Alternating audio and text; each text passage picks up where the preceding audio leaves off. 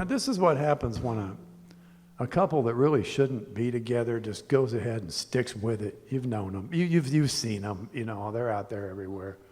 A lot of couples stay together because they love each other and they support each other's needs and all that. Their neuroses fit. But then there are the other kind of couples that, you know, they just happen to, I don't know, hop into the relationship or something, and they just stuck with it and never should have.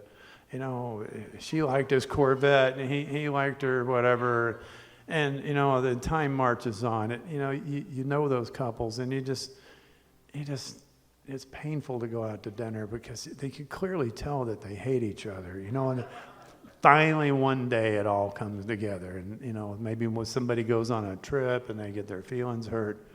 But I saw this any number of times in the airline industry that, oh, this is going to be a disaster. And boy, when they come apart, the wheels come off and then the bus hits the ditch. You know, that's what this song is about.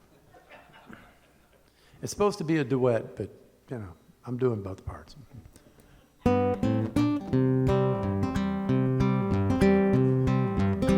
I fed your fish to the cat, then killed it. Mowed the yard, then I edged and tilled it. A Federal Express, your bowling ball.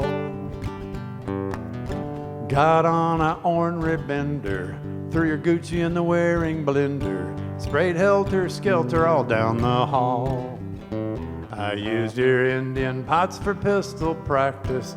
Dug up that ugly cactus, piled it on the porch and built a fire.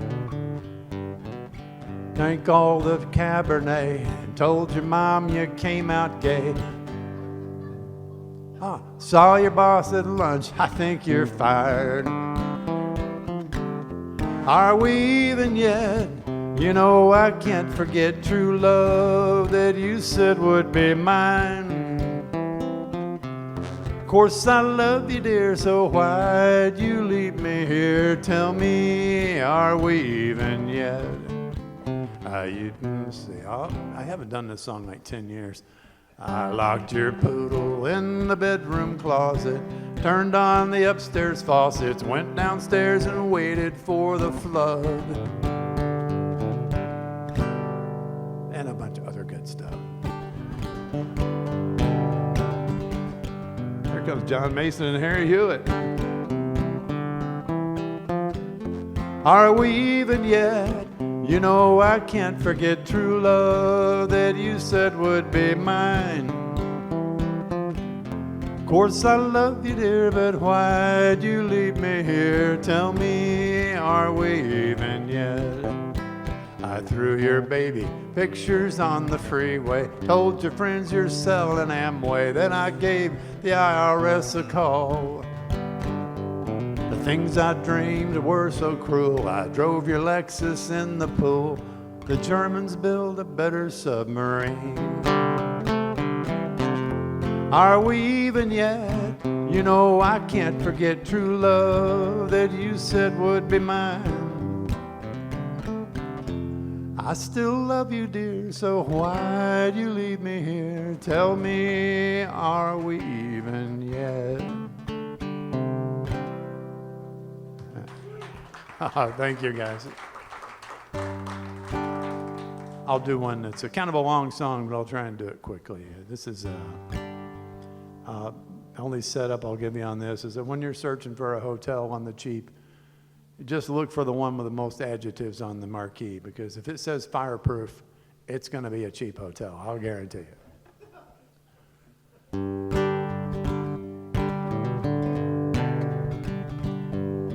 This true story I'm gonna tell you about. The fireproof Tangiers Hotel was on the south side of Chicago, 1995.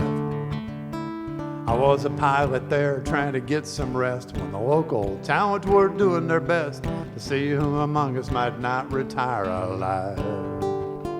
Then the couple in the room next to me started procreating vigorously, with the wall shaking, waking me up, and I couldn't sleep.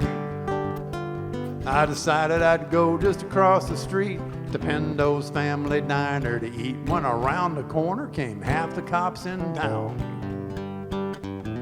They rolled up on me and wanted ID. I told them, guys, I'm just here to eat. And I always leave my wallet in the hotel room. And when I reached back to show them my hotel key, I looked up and they were pointing 6 guns at me. By that I mean 4 Glocks and 2 45s.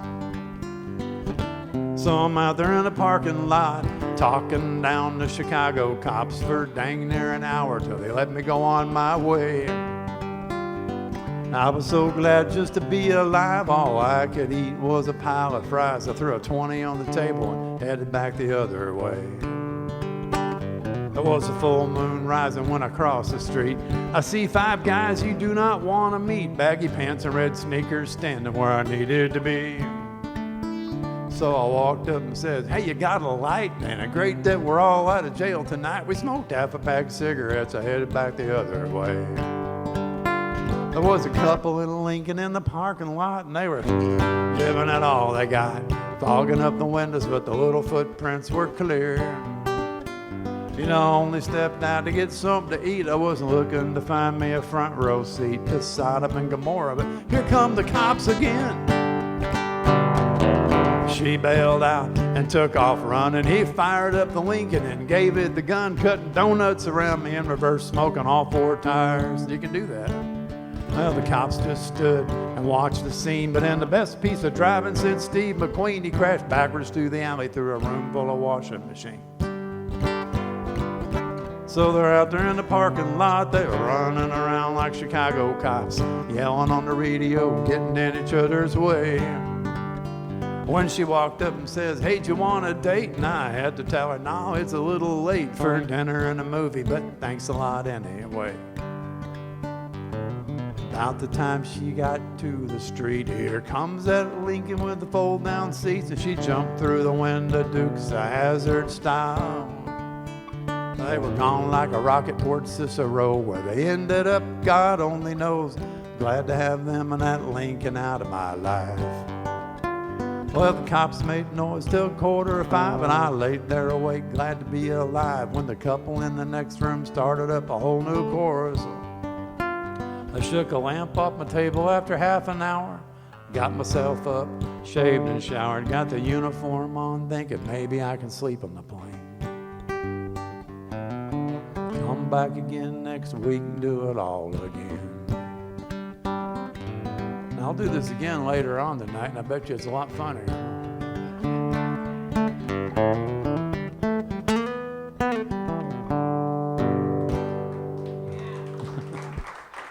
Thank you so much.